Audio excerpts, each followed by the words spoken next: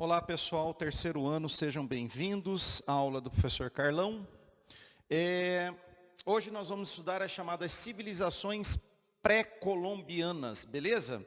Esse conteúdo está lá na página 35 do livro 3 do SAS, é a nossa aula 21. Civilizações pré-colombianas ou civilizações ameríndias. O que são civilizações ameríndias?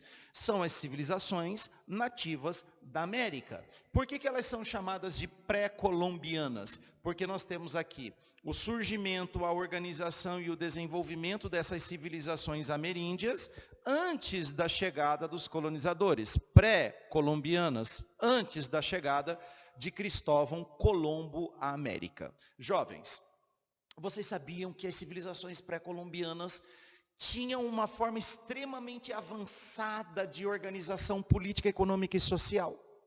Que muito diferentemente do que diziam os europeus quando na América chegaram a partir do século XVI, de que eles encontraram civilizações completamente não civilizadas, subdesenvolvidas, isso não existia no cenário nativo do continente americano. Claro que houve um choque cultural quando os europeus na América chegaram e se depararam com as formas de organização cultural, com as formas de organização social dos índios. Contudo, a forma de visão que os europeus tinham em relação à organização sociocultural dos índios é chamada de visão etnocêntrica, uma visão extremamente depreciadora da cultura local, tendo como ponto de partida, tendo como base os seus próprios preceitos culturais, ou seja, os seus próprios preceitos da cultura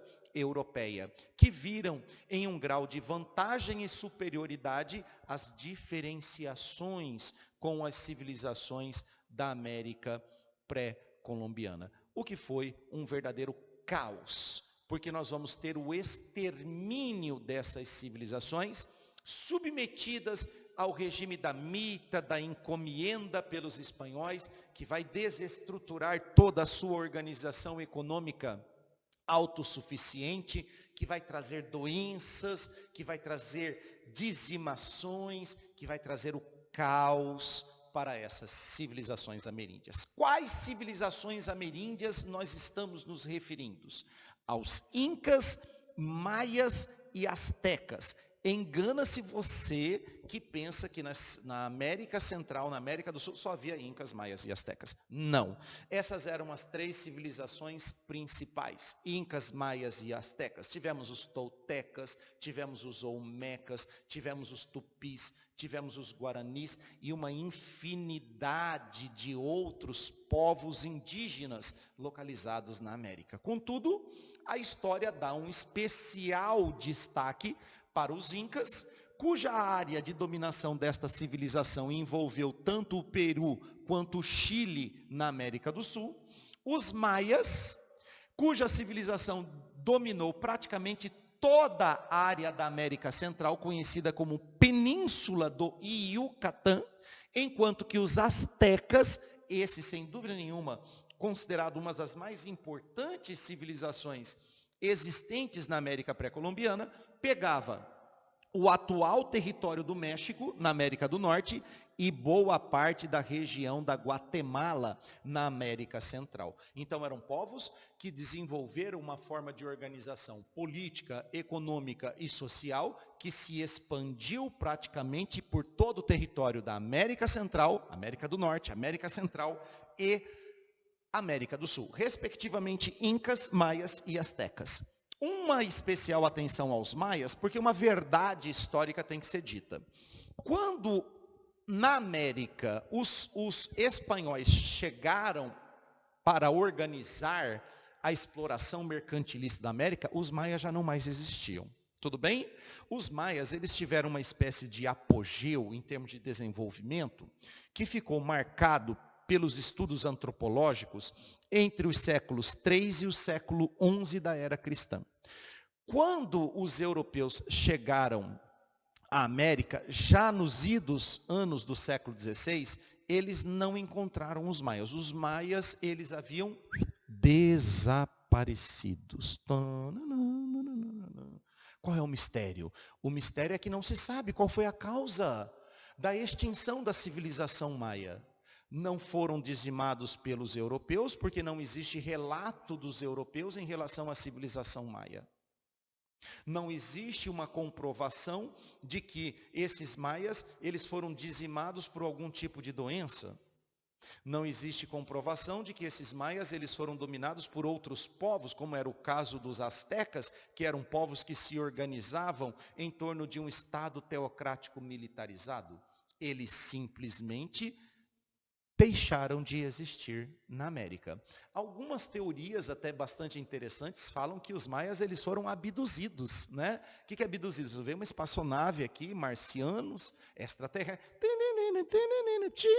e sugou os caras, levou. Tem gente que até escreveu livro sobre teorias a respeito do desaparecimento dos maias. Mas, brincadeiras à parte, nós vamos lembrar os senhores que, de fato, os maias, eles não mantiveram contatos com os europeus quando aqui chegaram, pois eles não mais existiam. Tudo bem? E aí você fica com a teoria que você achar mais interessante acreditar.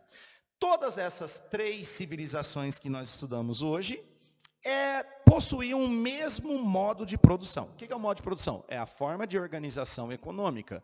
É a forma com que uma determinada sociedade, ela se organiza em termos de produção, em termos de geração de riquezas e meios de sobrevivência. No caso, os incas, maias e astecas, que são os nossos alvos na aula de hoje, eles adotaram o chamado modo de produção asiático. Nós já estudamos o modo de produção asiático, quando lá no início do ano, nós falamos sobre os sumérios, os acádios, quando nós falamos sobre os egípcios. O que é o modo de produção asiático? É um modo de produção econômica baseado na servidão coletiva. O que é a servidão coletiva? A servidão coletiva é a prestação de serviços da comunidade a um Estado. Então, era comum entre incas, maias e astecas a existência de um Estado, em que pese esse Estado não ser um Estado centralizado, porque a maioria desses povos, eles viviam em cidades-estados independentes, mas existia a figura de um líder. Então, por exemplo, os incas eles eram liderados pelo chamado Sapa Inca. O Sapa Inca era quem organizava as funções do Estado e organizava a prestação de serviços coletivos pela comunidade. Dentro dos astecas, da civilização asteca, existia um imperador. No caso, nós tivemos o imperador Montezuma III. Este organizava o Estado, organizava a prestação de serviços coletivos pela comunidade, pelos camponeses, ao Estado. A base da economia era a agricultura, era a principal riqueza que garantia a sobrevivência dos trabalhadores. O modo de produção baseado na servidão coletiva era com base numa premissa. Qual premissa? Todas as terras que existiam ali entre os povos incas, maias e astecas não pertenciam aos camponeses, mas pertenciam ao Estado. Então os camponeses trabalhavam nas terras do Estado. Os camponeses produziam aquilo que era necessário para a sua sobrevivência. E tudo que era produzido em excedente de produção, ou seja, aquilo que era produzido a mais do que era necessário para a sobrevivência da população de camponeses, isso era pego pelo Estado, era a riqueza que pertencia ao Estado.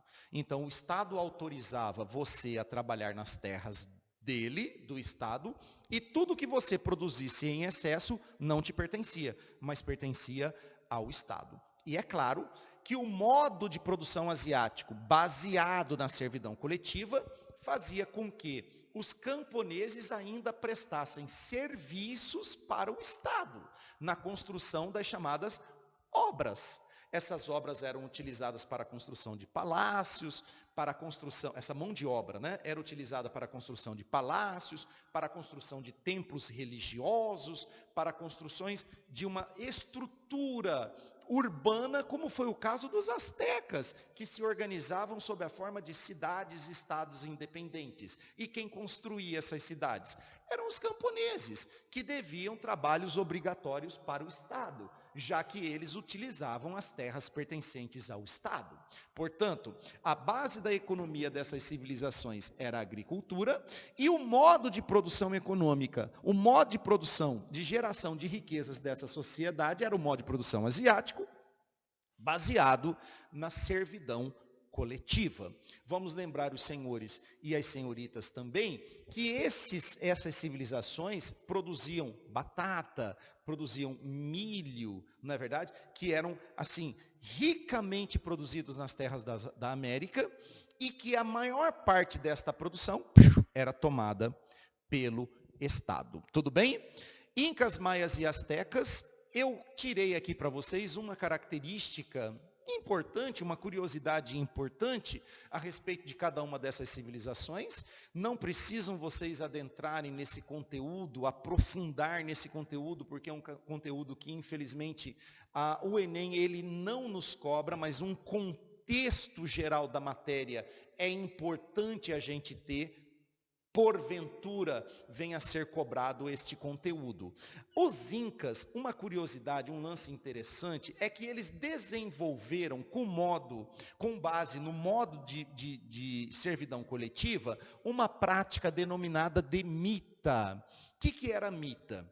Mita era a servidão coletiva obrigatória das populações indígenas que estavam sob o comando do Sapa Inca. Quem era o Sapa Inca? Era o representante do Estado Inca. Era quem organizava a sociedade Inca. A sociedade Inca, ela vivia da exploração de pequenas comunidades indígenas que eram obrigadas anualmente a dar para o Estado Inca, sob a forma de empréstimo, uma certa quantidade de trabalhadores, sob a forma de rodízio, onde esses trabalhadores, eles trabalhavam em nome dos interesses da civilização Inca, construindo palácios, templos, arando o solo, produzindo grandes lavouras. Isso nós chamamos de mita. Vamos lembrar os senhores que quando os europeus chegaram na América e viram que havia uma prática de servidão coletiva entre os incas, ele vai explorar a mão de obra indígena na América, utilizando a mita agora com interesses capitalistas, escravizando boa quantidade de trabalhadores que ele passa a retirar das comunidades indígenas, obrigando-os aos trabalhos na extração de ouro, né? Nas minas de ouro que os espanhóis eles vão descobrir e explorar na América. Safadinhos os espanhóis. Mas a mita era uma prática pré-existente à chegada dos europeus. Ou seja, ela existia como prática comum e cultural entre os incas desde tempos remotos, a chegada dos europeus. Tudo bem?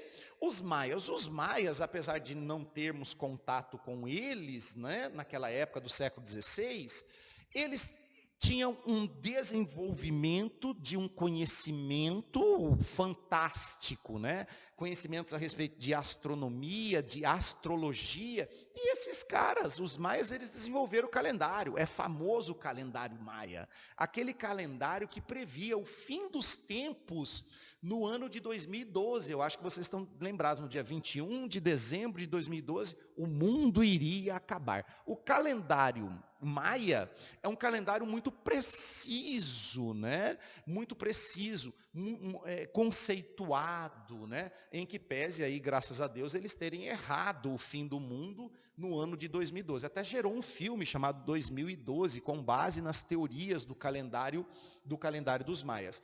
Contudo, nós sabemos que os maias não falavam sobre o fim do mundo, mas sobre o fim de um ciclo, né, que se encerraria no ano de 2012 e que se abriria a partir do ano de 2013. Os esotéricos, aqueles que acreditam aí, né, na questão da astrologia, dos calendários maias, né, e toda a questão ali cultural, eles com certeza devem ter uma explicação mais plausível para esse calendário.